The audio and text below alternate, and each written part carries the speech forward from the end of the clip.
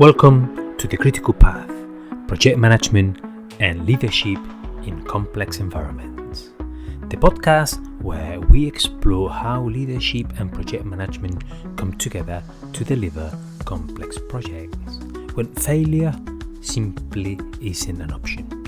I'm your host, Isaac Alcaide. Hello! Today we are going to explore a question that challenges some of the fundamental assumptions of modern management. Can we really manage complexity, or should we instead learn to lead within it? If you've ever worked in a large program, a defense system, an innovation initiative, or any organization facing uncertainty, you've probably felt it. That growing realization that the tools, charts, and control mechanisms that once gave us confidence suddenly start to fall short. Deadlines slip. Dependencies multiply. Stakeholders shift their priorities. Cause and effect become blurred. What used to be difficult, complicated, becomes complex. In traditional management, complexity is often treated as a problem to be tamed, something we can manage through better structures, clearer reporting lines, or tighter control. But what if this framing is fundamentally flawed? What if the nature of complexity means that it cannot be fully managed, only understood, navigated, and led through continuous adaptation? Today, we'll look at how complexity differs from complication, why traditional management struggles in complex environments, and how leadership behaviors, not control mechanisms, become the real differentiators of success. We'll talk about concepts like emergence, feedback loops, and sense-making, and we'll explore how leaders can build teams that thrive in uncertainty. By the end of this episode, my goal is for you to feel more comfortable not having all the answers, to see complexity not as chaos, but as an environment where leadership, trust, and learning can shine. Let's begin. Right, okay. We often use the word complex when we really mean complicated. A jet engine is complicated. Thousands of parts, each with a clear function and relationship. If something fails, an engineer can trace the fault. Cause and effect are predictable, even if the system is intricate. Complexity, however, lives in a different world. A rainforest is complex. A human organization is complex. A geopolitical situation, a marketplace, a digital ecosystem, these are all complex systems. In complexity, the relationships between elements are dynamic and interdependent. Cause and effect are not linear. Patterns emerge from interactions, not from design. Small actions can have disproportionate consequences. In a complicated environment, we can plan, predict, and control. In a complex one, we must probe, sense, and respond. This distinction is crucial because it determines how we lead. When we treat complexity as if it were merely complicated, we rely on tools that were never meant for this terrain. Detailed Gantt charts, rigid governance, exhaustive risk registers. These are not bad tools. They are simply inadequate for non-linear systems. As Dave Snowden, creator of the Cinefin framework, remind us, complexity requires a different logic, one where experimentation, feedback, and adaptive leadership replace prediction and control. Traditional project management assumes a world of stability and predictability. It's built on the idea that we can define a scope, control change, and manage outcomes through structure and discipline. But complexity undermines these assumptions in three key ways. The first one, uncertainty is inherent, not reducible. In complex systems, we can never have full visibility. The future emerges from countless interactions between people, technologies, and external forces. Trying to predict every outcome creates an illusion of control, no real understanding. Second key way, linear thinking doesn't fit non-linear dynamics. When A no longer reliably causes B, traditional risk analysis and planning tools struggle. You can't extrapolate the future from the past when the underlying systems keep evolving. Yeah, and then in third place, people are adaptive agents, not controllable components. In human systems, individuals interpret, learn, and adapt. Their behavior can't be fully scripted or standardized. This is what makes organizations alive, but also unpredictable. So, when leaders double down on control, demanding more reporting, more compliance, more certainty, they often make things worse. They slow learning, stifle initiative, and overload teams.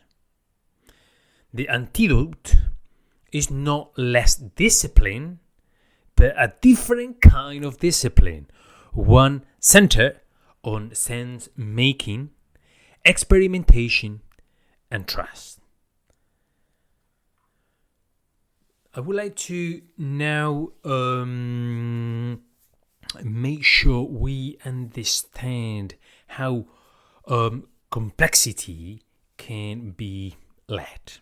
Yeah, if we accept that complexity cannot be managed in the traditional sense, what does it mean to lead within it? Leading with complexity is about shifting our focus from control to conditions. A good leader doesn't try to dictate outcomes. Instead, they shape the environment so that positive outcomes are more likely to emerge. They do this through behaviors that foster learning, adaptation, and alignment. Let's break down 4 key capabilities that enable leaders to thrive in complex environments. The first one is sense making. Sense making is the art of understanding what's really happening, collectively, continuously, and humbly. In complex situations, no single person holds the full picture. Leaders must create mechanisms for distributed sense making, listening to multiple perspectives, encouraging open dialogue, and combining local insights into shared understanding. Ask questions like, what patterns are we noticing? What signals might we be missing? What's surprising us? Leaders who practice sense making create organizations that see reality more clearly, not as they wish it to be, but as it is. Then we have experimentation and adaptation. In complexity, we can't predict which solutions will work. Therefore, we must experiment safely and learn fast. Rather than designing the perfect plan, leaders create safe-to-fail experiments. These are small, reversible actions that test hypotheses and generate feedback. The goal is not to eliminate uncertainty, but to learn from it. For example, instead of implementing a massive process overhaul, a team might pilot it in one function and observe the effects. If it works, amplify. If it fails, dampen. The iterative mindset is closer to biology than engineering. It's about evolution, not execution. Then we have empowerment and trust. Complexity demands distributed intelligence. Decisions need to be made where the information resides, often far from the top. This means empowering teams to act autonomously within clear boundaries. Leaders set intent, purpose, and principles, and then trust their teams to adapt tactics as needed. This is disciplined empowerment. The military concept of mission command capture it well. Communicate the why, not the how. The front line, or in our case, the project team, uses judgment to respond dynamically. Simon Sinek, the leadership author, keeps telling us exactly this. Trust is the lubricant of complex systems. Without it, communication slows, fear grows, and adaptive capacity disappears. Then we have emotional resilience and reflection. Living in complexity can be emotionally demanding. Ambiguity, shifting priorities, and partial visibility can make even experienced professionals feel anxious. That's why emotional regulation and reflection are essential leadership practices. Leaders who pause, reflect, and stay grounded provide psychological safety for their teams. they model curiosity instead of panic, humility instead of defensiveness. Reflection turns experience into learning. And in complex environment, learning is our most powerful competitive advantage. Okay, so there are something we can do, yeah, and I'm going to provide a few practical strategies, 5 practical strategies for leading within complexity. So, how can we translate these ideas into daily practice? Yeah, let's go with these 5 practical approaches. Number 1, shift from prediction to preparation. Instead of trying to forecast every risk, invest in building adaptive capacity. Flexible teams, modular architectures, and resilient processes that can absorb change. Number 2, use narrative and story as a data source. In complexity, not all knowledge is quantitative. Stories from the field often reveal emerging patterns faster than dashboards. 3, design for feedback. Create systems that allow rapid sensing of what's working and what isn't. Regular retrospectives, stakeholder mapping, and informal pulse checks are vital. 4, simplify, but don't oversimplify. Strive for clarity, no false certainty. When communicating, acknowledge ambiguity, but help your team understand what's stable and what's fluid. 5, model learning behavior. Admit what you don't know. Celebrate a small experiment. Share what failed and why. This normalizes adaptation as part of progress. Complexity reward organizations that are alive to learning.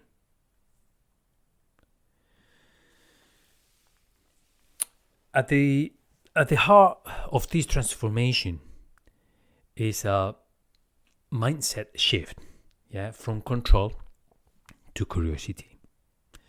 When leaders approach complexity with curiosity, they ask better questions. They listen more deeply. They focus less on proving and more on improving. Curiosity turns uncertainty into a source of energy rather than fear. It makes team creative, not paralyzed. It invites innovation, not compliance. But curiosity also requires courage. The courage to admit that we don't have all the answers, that our maps might be incomplete, and that progress comes through iteration.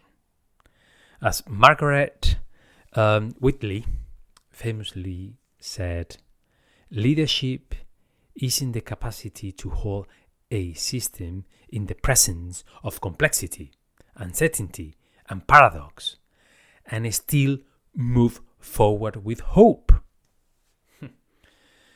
That's the essence of leading with complexity. Finally, I would like to discuss a framework that could help you to deal with complexity, the Scrum framework. I'm a certified Scrum Master myself, and I can confirm that this really works. Scrum is a lightweight framework that helps people, teams, and organizations generate value through adaptive solution for complex problems. In a nutshell, Scrum requires a Scrum Master to foster an environment where a product owner orders the work for a complex problem into a product backlog. The Scrum team turns a selection of the work into an increment of value during a sprint. The Scrum team and its stakeholders inspect the results and adjust for the next sprint. And repeat.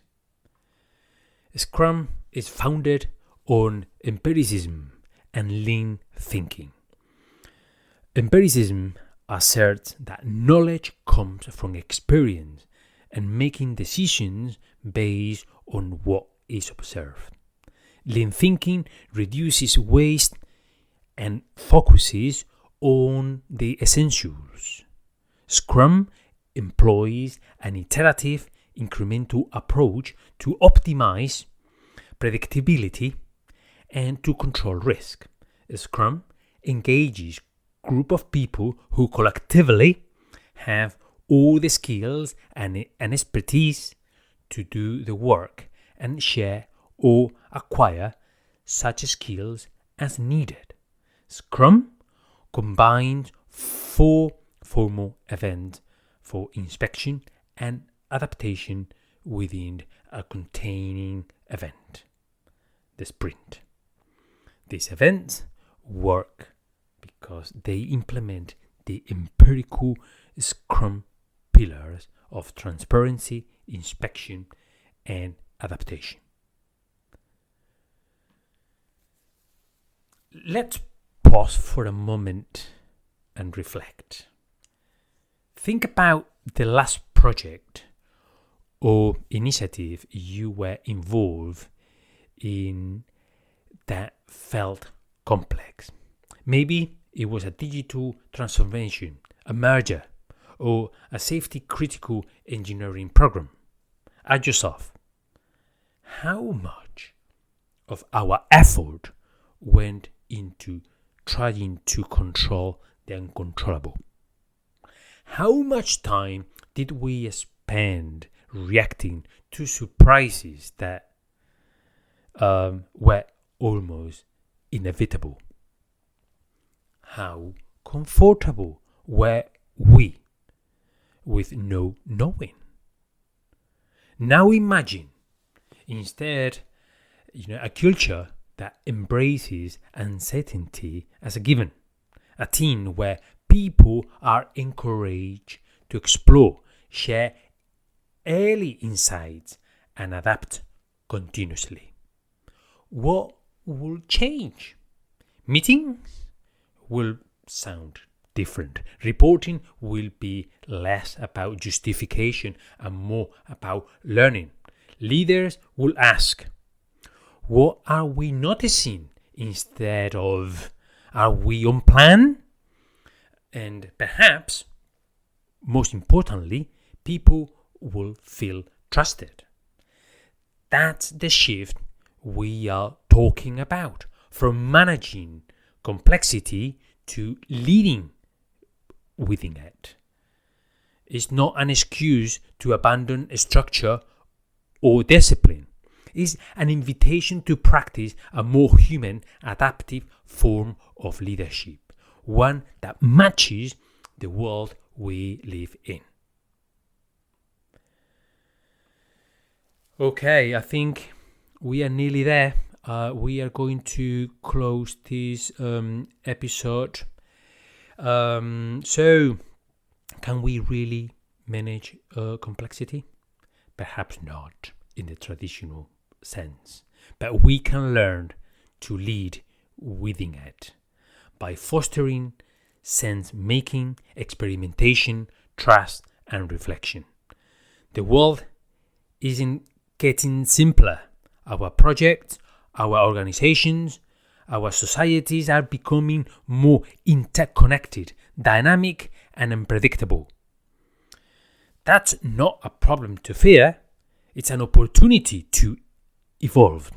As leaders, our job is not to eliminate uncertainty, but to help our teams dance with it, to create the conditions where emergence can work in our favor. So, the next time you face complexity, remember, you don't have to control it. You just have to stay curious, stay connected, and keep learning. Thank you for listening to The Critical Path. Until next time, stay curious, stay reflective. Thanks for listening to The Critical Path, project management and leadership in complex environments. If you enjoyed this episode, please follow or rate the show on Spotify and share it with colleagues who work where reliability matters most. See you on the next episode of The Critical Path.